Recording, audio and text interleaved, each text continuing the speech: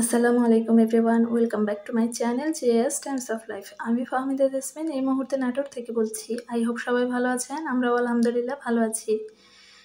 আর এই যে ঈদের আগে হাঁড়ি পাতিল কড়াই যা বলেন সব কিছু নতুন লুক দেওয়ার জন্য আজকে একটা টিপস নিয়ে হাজির হয়েছি। এই যে দেখেন, এই কড়াইটাতে কিন্তু আগেও দেখিয়েছি। এর চাইতে বেশি ভালোভাবে আমি পরিষ্কার করতে পারি না। শক্ত মাজুনি দিয়ে কিন্তু এর আগে অনেকবার পরিষ্কার করার চেষ্টা করেছি, হয়নি।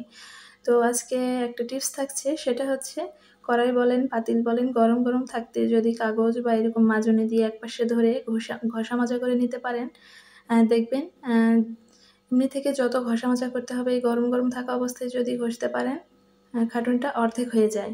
অর্ধেক পরিশ্রমে আপনি অনেক ঝকঝকা কড়াই বা পাতিল পেয়ে যাবেন। তো এখানে আমি এই যে একটু ভীম নিয়েছি, আর শক্ত মাজুনি দিয়ে এর আগে ঘষেছি, হয়নি। তো আজকে এই যে গত ভিডিওতে বটি পরিষ্কার করে দেখিয়েছিলাম, তো সেইটা দিয়েই আজকে আবার কড়াই পরিষ্কার করে দেখাচ্ছি। আর এই যে দেখেন, একটু এখানে ঘষে নিয়েছি, তাই কতটা সুন্দর পরিষ্কার হয়েছে। আর ওই যে ওই পাশে দেখেন কত কালো ময়লা রয়েছে। আর আমি এখানে অল্প পরিমাণে ভীম নিয়েছি, আপনারা চাইলে ভীমটা অ্যাভয়েড করতে পারেন। মানে কড়াই ভালো, ভীম নিয়েছি এই জন্য কিন্তু অনেক পিচ্ছিল হয়েছে। একটু হলেও কড়াইটা মাজতে কিন্তু একটু সময় লেগেছে। ভীম না নিয়ে আপনারা এখানে যদি বালি থাকে হাতের কাছে, একটু পরিমাণ বালি নিতে পারেন। দেখবেন যে আমার এখানে লেগেছে প্রায় 5-7 মিনিটের মতো। আপনাদের হাফ সময় হলেই কিন্তু এত কড়া ময়লা জেদি দাগ ওঠানো সম্ভব। এই সাইড আমার ঘষা মাজা হয়ে গিয়েছে, তো আমি নিচের সাইড ঘষা মাজা করে আপনাদের দেখাচ্ছি।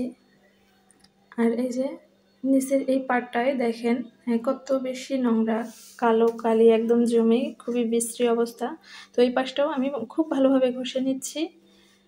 আর ঘষে নেওয়ার পরে আমি আপনাদের একদম পরিষ্কার করে দেখিয়ে দিচ্ছি যে কতটা পরিষ্কার হয়েছে কড়াই। মানে আমি নিজেই আশ্চর্য হয়ে গিয়েছি যে এত ভালো ফল পাবো, সত্যি আমি ভাবতে পারিনি।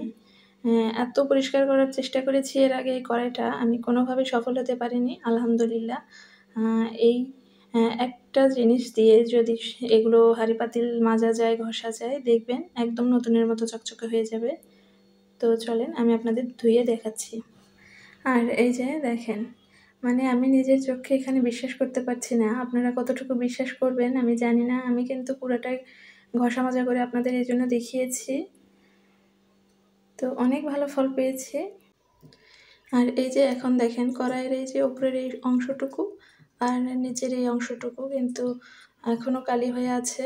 মানে এই অংশটুকু আমি এখনও ঘষে নিইনি, তো এগুলো একটু ঘষে নেব, দেখা যাক এগুলো হয় কি না। তো এই যে একটু ঘষে নেওয়ার ফলে দেখেন একটু হলেও কিন্তু কালি উঠে গিয়েছে। তো ওই পাশটা যেহেতু একটু চিকন, আবার নিচের অংশটা এগুলো হয়তো বা আমি একদম পুরোপুরি উঠাতে পারবো না। এই যে ঠিক এরকমটা উঠিয়েছি, তাও কিন্তু আগের তুলনায় অনেক অনেক বেশি ভালো হয়েছে। আর এই যে এই পাশটাও আমি বেশি উঠাতে পারিনি।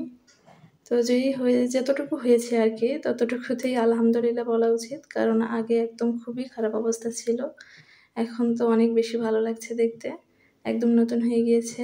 আর আমার এই সিরিজ কাগজ কিন্তু আর ইউজ করা যাবে না। যদি কারো ইউজ করা যায় তাহলে ধুয়ে রোদে শুকিয়ে নেবেন, পরবর্তীতে আবার ইউজ করতে পারবেন। তো আশা করছি আমার ভিডিওটি সবার ভালো লাগবে। আর এরকম নতুন নতুন ভিডিও পেতে চ্যানেলটি সাবস্ক্রাইব করে অল অপশনটি চালু করে নিতে পারেন। সবাই ভালো থাকবেন, আল্লাহ হাফেজ।